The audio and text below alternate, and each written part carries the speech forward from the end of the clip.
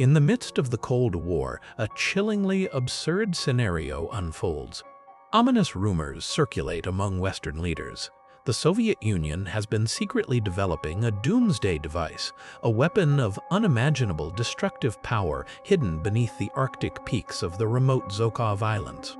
As tensions escalate, the fate of the world hangs precariously in the balance. At Burpelson Air Force Base, General Jack Ripper, a man consumed by paranoia and anti-communist fervor, initiates Plan R, a secret contingency protocol. He orders his squadron of B-52 bombers to launch a nuclear strike against the Soviet Union. Group Captain Lionel Mandrake, a British exchange officer, is baffled by Ripper's actions, suspecting a grave mistake. Ripper seals the base, cuts off all communications, and impounds all private radios, declaring a state of emergency. The B-52s, carrying their deadly payloads, hurtle towards their targets, unaware of the chaos they are about to unleash. Meanwhile, aboard one of the B-52s, Major Kong briefs his crew on their mission. He emphasizes the importance of their duty to the folks back home, reminding them that they are on the verge of nuclear combat with the Ruskies. As the bomber speeds towards its target, Kong exudes a strange mix of patriotism and gallows humor. Back in Washington, D.C., President Merkin Muffley is awakened in the middle of the night and informed of the unauthorized attack. He convenes an emergency meeting in the War Room, a subterranean command center where military and political leaders grapple with the unfolding crisis. General Buck Turgidson advocates for a full-scale nuclear strike, arguing that it is the only way to ensure American survival. Muffley, however, is horrified by the prospect of mass murder and insists on finding a way to stop the bombers. Muffley attempts to contact Soviet Premier Kisov to avert disaster, but communication is difficult.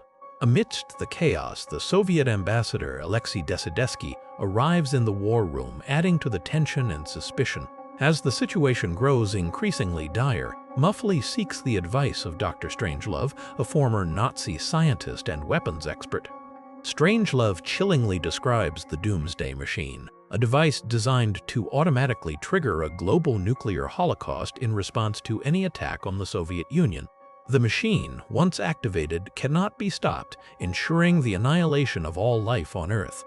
The revelation sends shockwaves through the war room as the leaders realize the catastrophic consequences of Ripper's actions. As the B-52s approach their targets, desperate attempts are made to recall them. However, General Ripper, holed up in his office, refuses to issue the recall code. Mandrake, trapped with Ripper, tries to reason with him, but the general is consumed by his delusions about communist conspiracies and the purity of bodily fluids. Ripper believes fluoridation is a communist plot to contaminate the American population. A firefight erupts as U.S. Army troops attempt to storm the base. Ripper, realizing the end is near, takes his own life rather than surrender the recall code. Mandrake, now alone, desperately searches for clues to decipher the code, poring over Ripper's cryptic notes and ramblings. Meanwhile, one of the B-52s is damaged by a Soviet missile strike.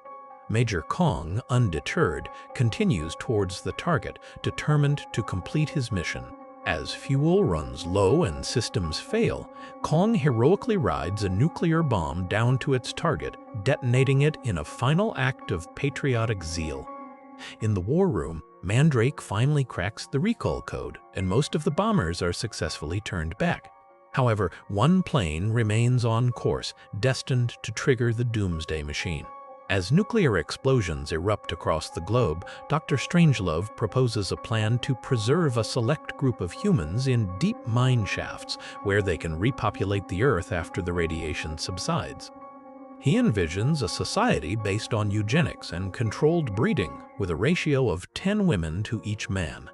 As Strangelove lays out his bizarre vision, the film descends into utter madness.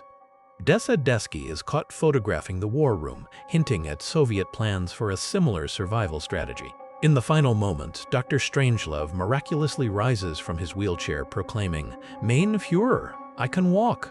The film ends with a montage of nuclear explosions set to the tune of "We'll Meet Again, leaving the audience to ponder the absurdity and horror of nuclear war. Thanks for tuning in. Stay curious, stay awesome, and don't forget to hit that subscribe button for more amazing content.